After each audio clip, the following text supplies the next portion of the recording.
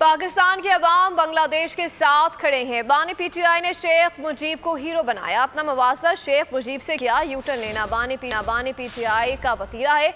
अब एक जमात को शेख मुजीब से मुतालिक अपना बयानिया बदलने की जरूरत है। वफाकी वज़ीर इत्तलात अता तारड़ की न्यूज़ कॉन्फ्रेंस कहा कि इलेक्शन एक्ट तरमीमी बिल को कसरत राय से मंजूर किया गया। पीटीआई ने एक ऐसी पार्टी में शमूलियत अख्तियार की जिसका पार्लियामान में वजूद ही नहीं था। सुन्नी इत्तेहाद कौंसिल का पार्लियामान में वजूद नहीं था। केस में बिन मांगे रिलीफ दिया गया।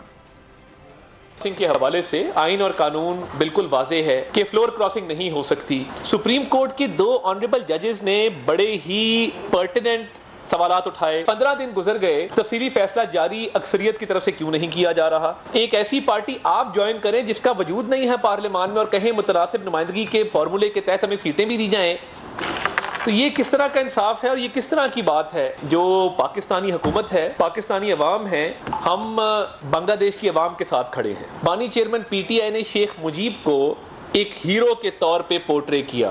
अब जब शेख मुजीब के मुजस्मे वहां पे गिराए गए हैं तो अब वो कहते हैं कि जी ये देखें अवाम ने क्या किया। और कल बैरिस्टर गौहर साहब बात कर रहे थे कि शहबाज शरीफ साहब कुछ सीखें हसीना वाजिद से। भाई साहब, एक स्टैचू गिरने से आपने अपना ईमान बदल लिया। अब खड़े हो ना, कहें, लगाएं पोस्टें, बनाएं वीडियोस के जी हम शेख मुजीब और हम शेख मुजीब के साथ हैं। आज आप कह रहे हैं जी अवाम ने कमाल कर दिया।